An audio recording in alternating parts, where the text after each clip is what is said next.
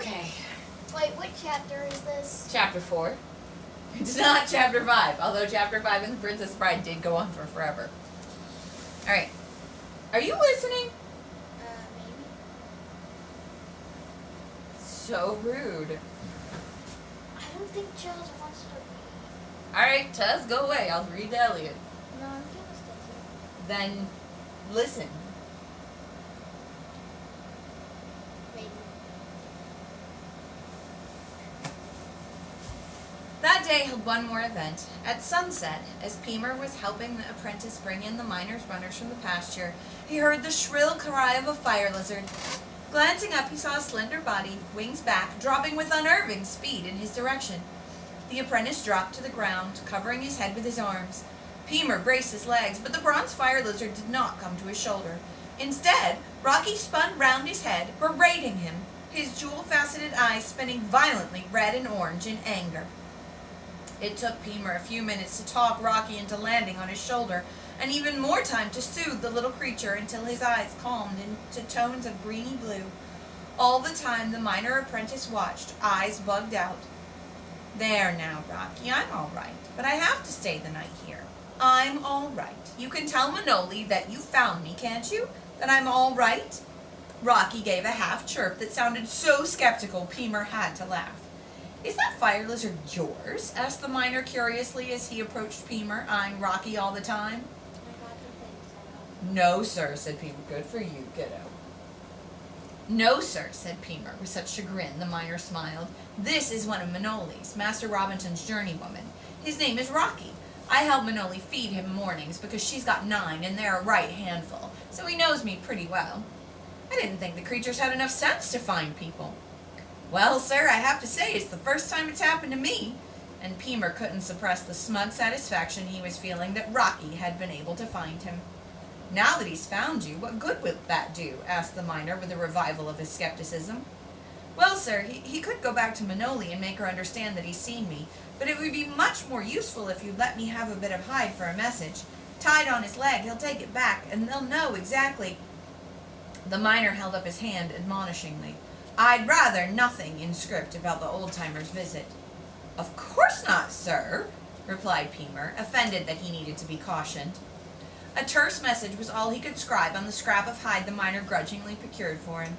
The hide was so old, had been scraped so often for messages, that the ink blurred as he wrote, Safe! Delayed! Then it occurred to him to add in drum measures, Errand completed. Emergency. Old dragon. You've a way with the little things, haven't you? Said the miner with reluctant respect, as he watched Pemer tying the message on Rocky's leg, an operation the fire lizard oversaw as carefully as the miner. He knows he can trust me, said Pemer. I'd say there were not many, replied the miner, in such a dry tone that Pemer stared at him in surprise. There's one right over there. No offense meant. Pemer had to concentrate just then on imagining Manoli as strongly as he could in his mind. Then, lifting his hand high, he gave a practice flick to send Rocky into flight. Right there. Go to Manoli, Rocky. Go to Manoli.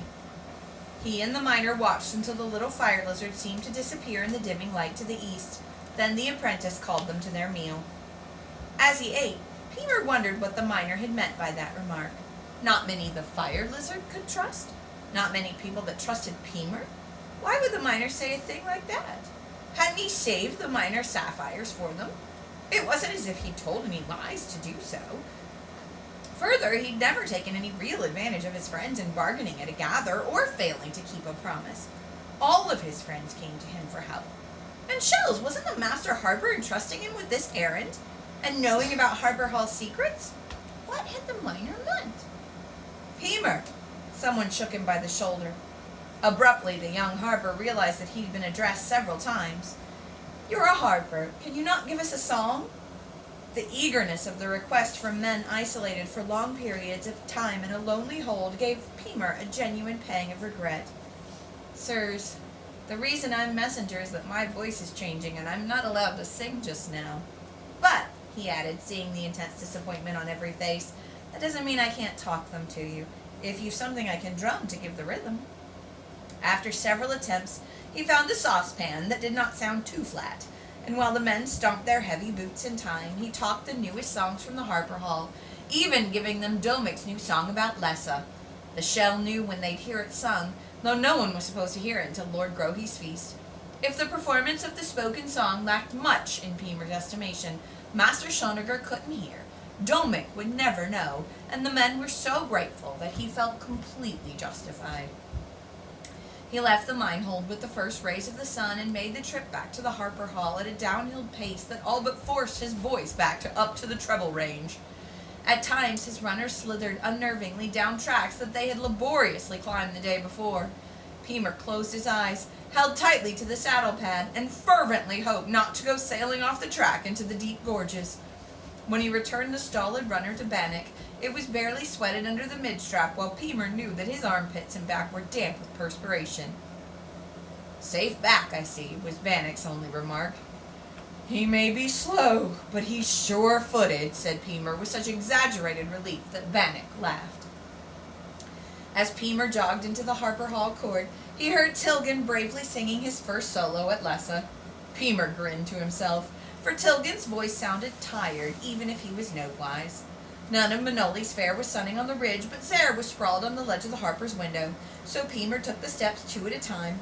While he sort of wished someone would encounter him on his triumphant return, he was also relieved that he'd have no temptation to blurt out his adventures. Master Robinton's greeting, however, was warm enough to make Pemer puff his chest out in pride.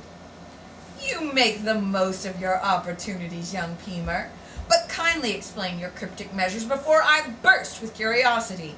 Old Dragon does mean old-timers, I take it." "Yes, sir," and Pemer took the seat the Harper indicated and began. "Tron and Phadranthe with 2 blue dragons came to relieve the miner of his sapphires." "You're positive beyond doubt that it was Tron and Phadranthe?" "Positive. I did see them once or twice before they were exiled. Besides, the miner knew them all too well." The Harper gestured for him to continue, and the day's events made good telling with the best of all audiences in the Master Harper, who listened intently without a single interruption. He then asked Pemer to repeat, this time questioning a detail here, a response there, and extracting from Pemer every nuance of the conversation of miner and old-timer. He laughed appreciatively at Pemer's strategy and lauded his caution of putting the 4 cut gems in his boots. It was only then that Pemer remembered to hand the precious stones to the Harper. The sun sparkled off the facets as the sapphires lay on the table. "I'll have a word with Master Nicket myself, and I think I'll see him today," said Robinton, holding up one of the gems between thumb and forefinger and squinting at it in the sunlight. "Beautiful workmanship, not a flaw." "That's what the miner said," and then Pemer daringly added, "I gather it's not easy to find the right blue for Master Harper's." Master Robinton regarded Pemer, a startled expression on his face, which changed to amusement. "You will keep that to yourself as well, young man." Pemer nodded solemnly. "Of course.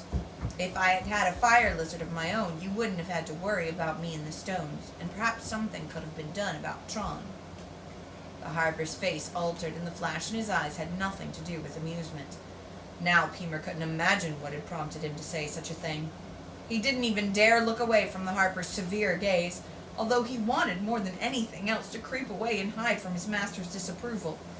He did stiffen, fully expecting a blow for such impertinence. What? Uh-oh.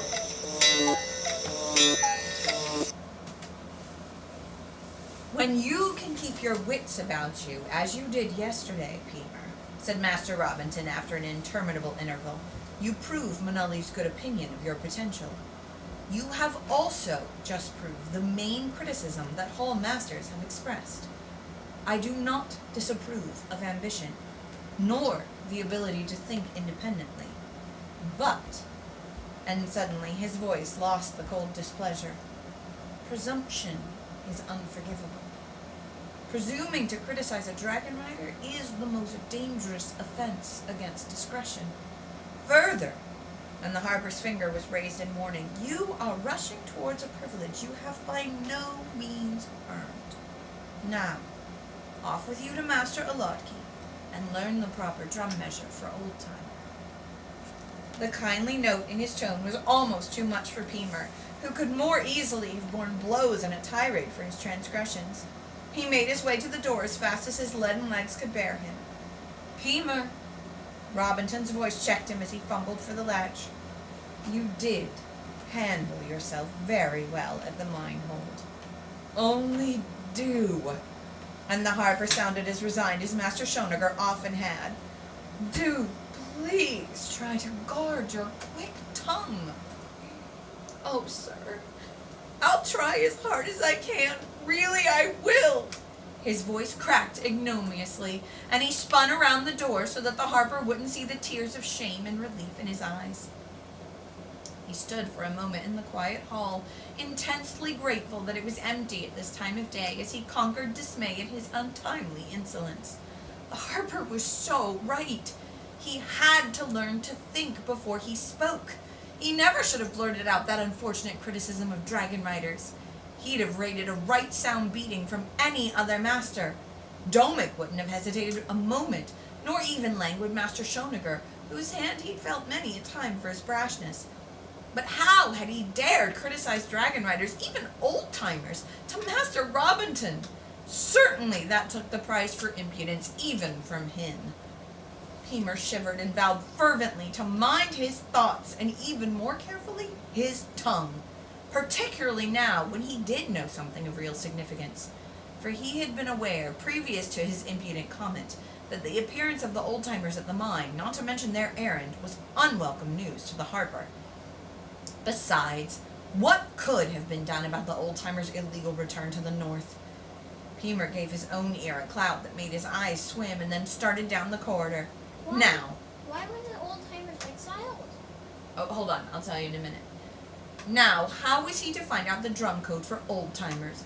Under the circumstances, he couldn't just ask Durzin outright without having to explain why he needed to know. Nor could he ask one of the other apprentices. They were annoyed enough with him and his quick studying.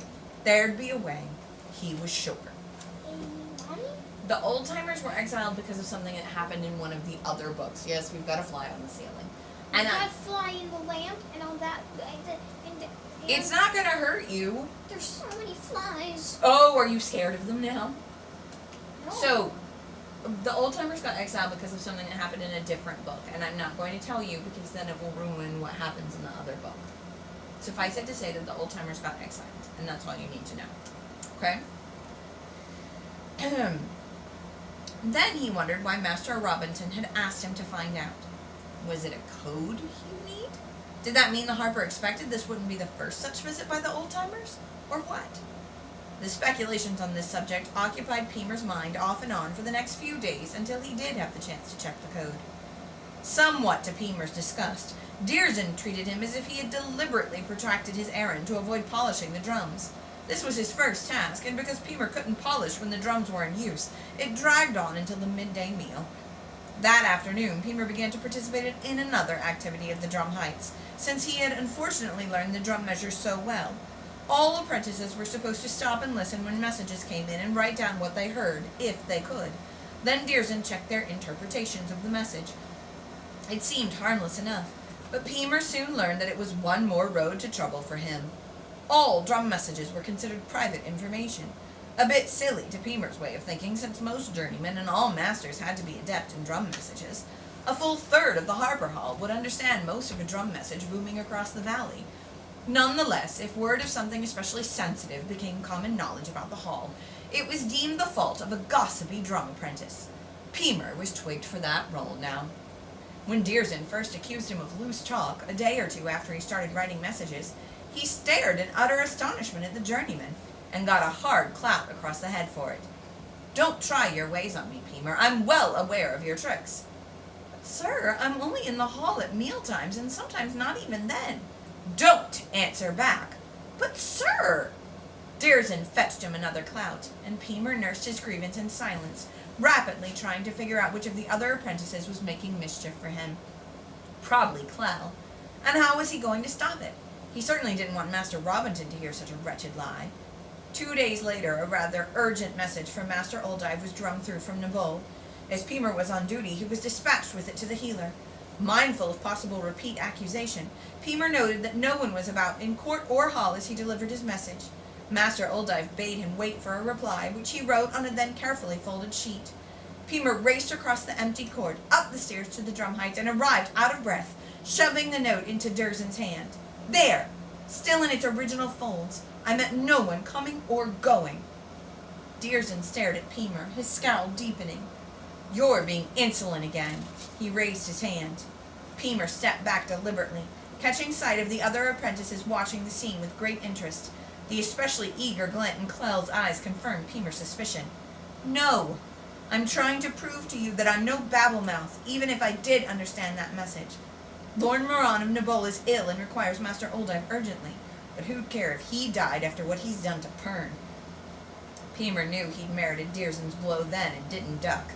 You'll learn to keep a civil tongue in your head, Pemer, or it's back to the runner hold for you. I've a right to defend my honor, and I can! Pemer caught himself just in time before he blurted out that Master Robinson could attest to his discretion. As rife with rumor as the Harper Hall generally was, there hadn't been a whisper about the old-timers' right on the mine. How? Dirzen's single derisive word told Pemer forcibly how very difficult that would be without being rightfully accused of indiscretion. I'll figure a way. You'll see. Pemer glared impotently at the delighted grins of the other apprentices. That night, when everyone else slept through the dead hours, Pemer lay awake, restless with agitation. The more he examined his problem, the harder it was to solve without being indiscreet on some count or another. When he'd still been free to chatter with his friends, he could have asked the help of Raleigh, Bonds, Timony, or Ranley. Among them, they'd surely have been able to discover a solution. If he approached Manoli or Savell about such a piffling problem, they might decide he wasn't the right lad for their needs. They might even consider his complaint a lack of discretion in itself. How right Master Robinson had been when he said that Pemer might possibly be plagued into disclosing matters best left unmentioned. Only how could the Harper have known that Pemer was stuck in the one discipline as a drum apprentice where he was most likely to be accused of indiscretions? One possibility presented itself to his questioning mind. The apprentices, even Clell as the oldest, were still plodding through the medium-hard drum measures. Therefore, some parts of every long message reaching the Harper Hall were incomprehensible to them. Now, if Pemer learned drum language beat perfect, he'd understand the messages in full. Not that he'd let Dirzen know that when he wrote the message down for him, but he'd keep a private record of everything he translated. Then, the next time there was a rumor of a half-understood message, Pemer would prove to Dirzen that he'd known all the message, not just the parts the other apprentices had understood. To further achieve his end, Pemer kept to the drum heights even at mealtimes, preferably within the sight of Dirzen, the master, or one of the other duty journeymen. If he wasn't near others, he couldn't be accused of gossiping to them. Even when he was sent on message runs, he made the return trip so fast no one could have possibly accused him of dawdling and gossiping on the way. The only other time he was in the court was to help Manoli feed the fire lizards. Messages came through, some of them urgent, some tempting enough, Pemer would have thought, for one of the apprentices to repeat, but no whisper of rumor repaid his immolation. In despair, he gave up his plan and tore up the messages he had written, but he still held himself away from others. He wasn't certain how much more of this he could endure when Manoli appeared in the drum heights just after breakfast one morning. I need a messenger today, she said to Dirzen. Clell would... No, I want Pemer.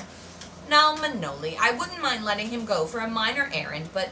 Pemer's Master Robinson's choice, she said with a shrug, and he's cleared this with Master Alodpi. Pemer, get your gear together. Pemer blandly ignored the black looks Clell directed his way as he crossed the living room. Manoli, I think you ought to mention to Master Robinson that we haven't found Pemer too reliable. Pemer? Unreliable? Pemer had been about to whip round and defy Dirzen, but the amused condescension in Manoli's tone was a far better defense than any he could muster under his circumstances. In one mild question, Manoli had given Dirzen, not to mention Clell and the others, a lot to think about. Oh, he's been bleeding to you, has he? Pemer could hear the sneer in the journeyman's voice. He took a deep breath and continued to gather his things. In point of fact, and now Manoli sounded puzzled, he's not been talkative at all, apart from commenting on the weather and the condition of my fire lizards. Should he have reason to bleat, Dirzen? Pemer half ran back into the room to forestall any explanation by the journeyman. This opportunity was playing beautifully into his hands. I'm ready to go, Manoli. Yes, and we have to move fast. It was obvious to Pemer that Manoli had wanted to hear Dirzen's reply. I'll be back to you on this, Dirzen. Come on, Pemer. She led the way down the steps at a clatter, and only when they had passed the first landing did she turn to him. What have you been up to, Pemer? I haven't been up to anything, he replied with such vehemence that Manoli grinned at him. That's the trouble. Your reputation's caught up with you? More than that. It's being used against me. As much as Pemer wanted to expand, the less he said, he decided even to Manoli, the stronger his position. The other apprentices against you? Yes, I saw their expressions. What did you do to set them so? Learned drum measures too fast is all I can think of. You sure? I'm bloody sure, Manoli. Do you think I'd do anything to get in the Master Harper's bad record? No, she said thoughtfully as they skipped down the last flight. No, you wouldn't. Look, we'll sort it out when we come back. There's a gather today at Egan Hold. Sabelle and I are to be there as Harpers, but Master Robinson wants you to play Scruffy Boy Apprentice. Can I ask why? Pemer delivered the question on the end of a long-suffering sigh. Manoli laughed and reached out to ruffle his hair. You can, but I've no answer. We weren't told either. He just wants you to wander about the gather and listen. Has he got old-timers on his mind? Pemer asked as casually as he could. I'd say he probably does, Manoli answered after a thoughtful moment. He's been worried. I may be his journeywoman, but I don't always know what's on his mind. Neither does Sabelle. They had reached the archway now and turned toward the gather meadow. I'm to ride a dragon? Asked Pemer. He lurched to a stop, his eyes bunging out at the scene before him. Bronze Leoth was shaking his wings out in the sun, his great jeweled eyes gleaming blue-green as he turned his head to watch the antics of the fire lizards. Dwarfed by his bulk, the tall figures of Natan, Fort Weirleader, and Sabelle stood by his shoulder. Come on, Pemer, we mustn't keep them waiting. The gather at Egan is already well started. Pemer struggled into his ware-high jacket, making that an excuse for falling behind Manoli. Actually, he was both terrified and overjoyed at the prospect of riding a dragon. All those Claudies up there in the Drum Heights, he hoped that they were watching, that they'd see him riding off on a dragon. That'd teach them to smear his reputation. He pushed from his mind the corollary that the privilege of flying a dragon back would make his lot with his fellow apprentices that much harder. What mattered was the now. Pemer was going to ride a dragon. Natan had always been Pemer's ideal of a dragon rider. Tall, with a really broad set of shoulders, dark brown hair slightly curled from being confined under a riding helmet, an easy, confident air reflected by a direct gaze and a steady smile. The contrast between this present Fort Weirleader and his disgruntled predecessor, Tron, was more vividly apparent as Natan smiled, greeting the Harper's apprentice. Sorry your voice changed, Pemer. I'd been looking forward to Lord Grogy's gather and that new saga I've heard so much about from Manoli. Have you ridden Dragonback before, Pemer? No? Well, up with you. Manoli, show Pemer the knack. As Pemer attentively watched Manoli grab the riding strap and half walk up Leoth's shoulder, swing her leg agilely over the last neck's ridge, he still couldn't believe his good fortune. He could just imagine Tron permitting a journeyman, much less an apprentice lad, to ride his bronze. See how it was done? Good. Up with you then, Pemer. Sabelle gave him an initial boost, and Manoli leaned over with a helping hand and a guide rope. It seemed a long way up a dragon's shoulder. Pemer grabbed the rope, and just as he planted his booted foot on Leoth's shoulder, he wondered if he'd hurt the dragon's smooth hide. Natan laughed. No, you won't hurt Leoth with your boots, but he thanks you for worrying. Pemer was so startled that he almost lost his grip. Reach up, Pemer, Manoli ordered. I didn't know he'd hear me, he said in a gasp as he settled astride Leoth's neck. Dragons hear what they choose to, she said, grinning. Sit back against me. Sabelle's got to fit in front of you. The words were barely out of her mouth before Sabelle had swung up with the ease of considerable practice and settled himself before Pemer. Natan followed, passing back the ridge straps. Pemer thought that a needless caution. His legs were wedged so tightly between Manoli's and Sabelle's he couldn't have moved if he had to. Then Sabelle peered over his shoulder at him. You'll have heard a lot about between, I expect, but I'll warn you now. It's scary, even when you know what to expect. Right, Pemer, Manoli added, circling his waist with her arms. I've got you tight, and you hang on to Sabelle's belt. You won't feel once we're between, Sabelle continued. There's nothing between except cold. You won't be able to feel Leoth beneath your legs, nor our legs against yours, nor your hand about my belt. But the sensation only lasts a few heartbeats. They'll sound very loud to you. Just count them. We'll be doing the same thing, I assure you. Sabelle's grin absolved Pemer from any expression of fear or doubt. Pemer nodded, not trusting himself to speak. He didn't care what happened between. At least he would have experienced it, which very few apprentice harpers could say. Suddenly there was a great heave, and he cracked his chin against Sibel's shoulder blade. Inadvertently looking down, he saw the ground moving away from him as Leos sprang skyward. He could feel the great muscles along Leos' neck as the fragile-seeming wings took their first all-important down-sweep. Then the gather meadow and the harper hall seemed to rush away, and they were on a level with the hold fire heights. Sibel gave Pemer's hands, clutching his belt, a warning squeeze. The next heartbeat, and there was nothing but a cold so intense that it was pain, except that Pemer couldn't feel pain with his body, only sense that his lack of tactile contact with reality included everything except the wild beating of his heart against his ribcage. Ruthlessly, he clamped down on the instinct to scream. Then they were back in the world again, Leoth gliding effortlessly down to the right, a tremendous expanse of golden ground beneath his wings. Pemer shuddered again and kept his eyes fixed on Sibel's shoulders. Hard as Pemer wished he wouldn't, Leoth continued to glide downward, dipping sideways at unnerving angles. Pemer could hear fire lizards chittering, and despite his resolve not to look around, found himself watching them zip about the dragon. "It is scary to look down," Manoli's voice said in his ear. "It's worse when they... Ah!" Pemer felt his stomach drop, and to his horror, his seat seemed to leave the dragon's neck. He gasped and clutched more tightly at Sibel, feeling the man's diaphragm muscles move as he chuckled. "That's what I mean," said Manoli. "Natan says it's only air currents pushing the dragons up or letting them down." "Oh, is that all?" Pemer managed to get the words out in a rush, but his voice betrayed him. All came out in a 2-octave crack. Manoli didn't laugh, and he felt more kindly toward her than at any other time in their association. "It always scares me," she said in a comforting shout by his left ear. He was just getting accustomed to this additional hazard of flying dragon back when Leos seemed to be diving straight for the Egan riverbed. He was pressed back against Manoli and didn't know whether to clutch more fiercely at Sibel's belt or relax into the pressure. "Don't forget to breathe!" Manoli was shouting, and at that he barely heard her words as the wind ripped sound away. Then Leoth leveled and began to circle at a gentler rate of descent toward the now visible rectangle of a gather. To the left was the river, a broad muddy stream between red sandstone banks. Small sailing craft skimmed the surface on a current that must be swifter than the turgid surface suggested. To the right was the broad, clean-swept rock shelf that led up to Egan Hold, a safe distance above the highest flood marks left by the river on the sandstone banks.